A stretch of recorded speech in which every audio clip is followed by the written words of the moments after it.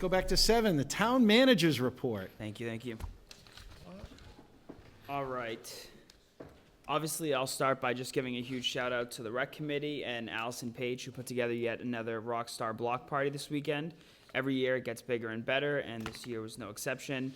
I spent most of the morning at the Gate C entrance, and everybody was having a great time. And then I ended the day with our Affordable Housing Trust, and we had some very engaging conversations about the housing production plan. In fact, there are surveys here at Town Hall, which are leftovers from the block party. If folks want to stop by, they're at the town clerk's office. I just wanted to note that the entire event is funded strictly from the rec revolving fund. It's not supported by the operating budget, and the only full-time employee that spends any time on it is Allison. The rest of it is done by volunteers. But Allison does get some help from our highway division, and then every year the sheriff's office work release program sends their work release participants for 3 or 4 days leading up to the block party. And I don't know if you noticed, but first thing this morning, the town center was back to normal as if nothing ever happened. So just a huge shout out to them. I know it's a great event that really boosts the community spirit. I also want to thank our department heads who participated last week in our first strategic planning meeting. All of our department heads gathered for a morning of goal setting and brainstorming with a focus on efficiency. It's the first time that we've done this type of planning, and all of our department heads were very engaged. We're working now on combining the goals that each department put together, and we'll create somewhat of a strategic plan and try to line that up with the goals that this board set for this current fiscal year. We are in election season. There's a state primary on Tuesday, September 3rd, and you are able to early vote here at Town Hall for the rest of the week. You can early vote tomorrow from 9 a.m. to 4:30, Wednesday from 9 a.m. to 7, and on Thursday from 9 a.m. to 4:30. Polls on Tuesday will be open from 7 a.m. to 7 p.m. Our Civic Leadership Academy started last week with the first class focusing on a general overview of Tyngsborough with a deep dive into administration, IT, and media. This week, participants will get a deep dive into the various divisions of our Department of Public Works. Last week, the Middle School Building Committee had a chance to tour the progress of the new middle school. Paint is on the walls in A building, and the project is on schedule and on budget. One of the things I wanted to be transparent about and provide some context is that the committee did vote last week to include the full pavement resurfacing of that entire campus into the project, where the most recent project scope included only half of the parking lot. This is certainly a financially wise approach for one primary reason, which is that the parking lot is crumbling, and whether we did it as a part of this project, which is funded by borrowing, or if it came before the Capital Asset Management Committee in 2 or 3 years, it would be funded by borrowing as well. And so certainly this will allow us to take advantage of what is still looking like much more favorable interest rates. The additional cost was roughly $330,000, and if you've walked through that parking lot, you can tell that it really needed it. In the next couple of weeks, Mr. Schneider and I will be sitting down with the owner's project manager, Left Field, to do a real deep dive on the budget, and we'll have a more comprehensive update as an agenda item, hopefully at one of your next meetings. And I want to note that even after that $330,000, the owner's contingency, which is separate from construction contingency, is still at about 8%.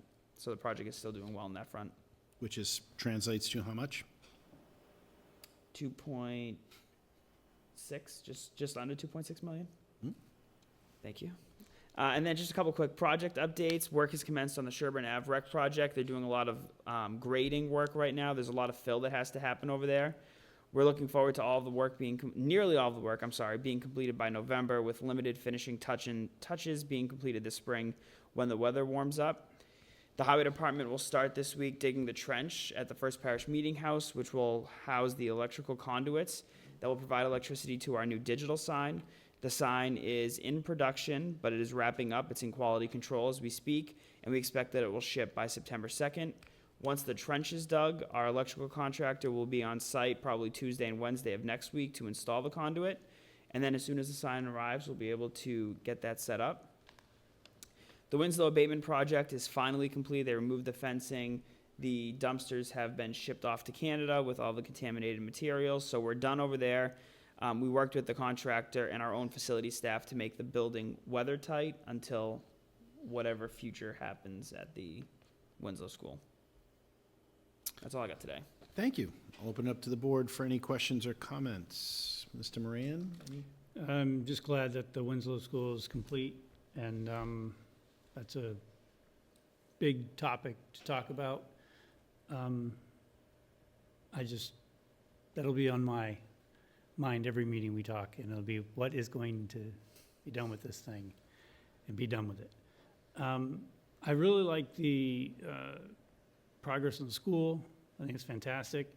Thank you. The Civil Leadership Academy, how many do you have attending that? Is it? We have 10. That's fantastic. Yes. That is fantastic. And then I missed the block party this past weekend, so I'm remiss at myself for doing that, missing it, but I do hear it was a fantastic event, so great to Allison for pulling that off, with all the volunteers as well. Mr. Schneider?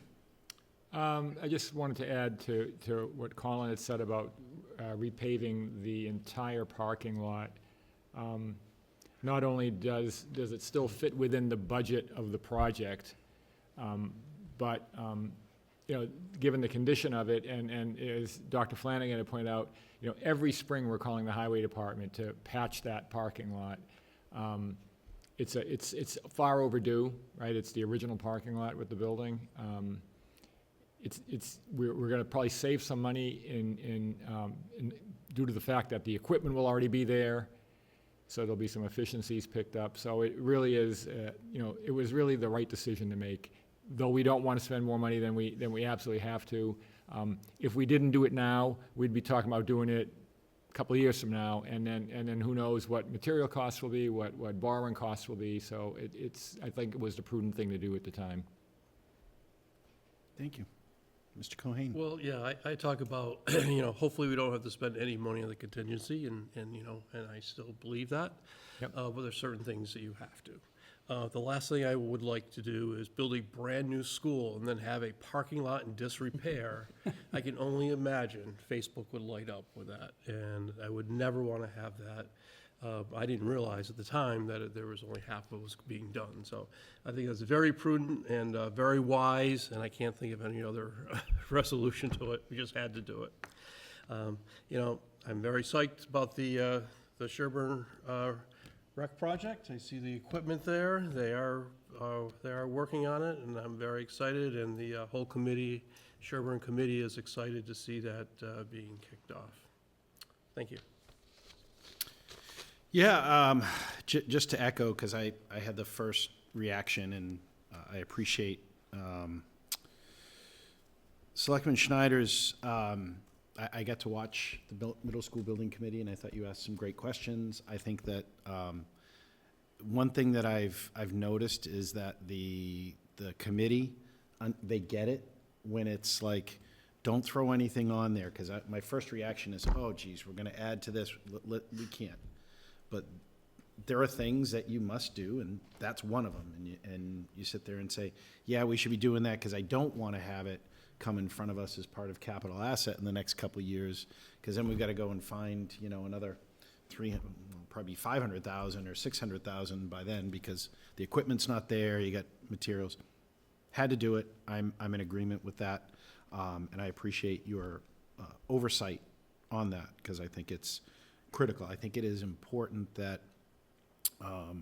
we are fiscally responsible. That school, and I'm knocking on wood, it's going to be on time, and it's going to come in under budget, and Colin's going to have to go out with a bond that's less than what we had thought. And I really want to see that happen.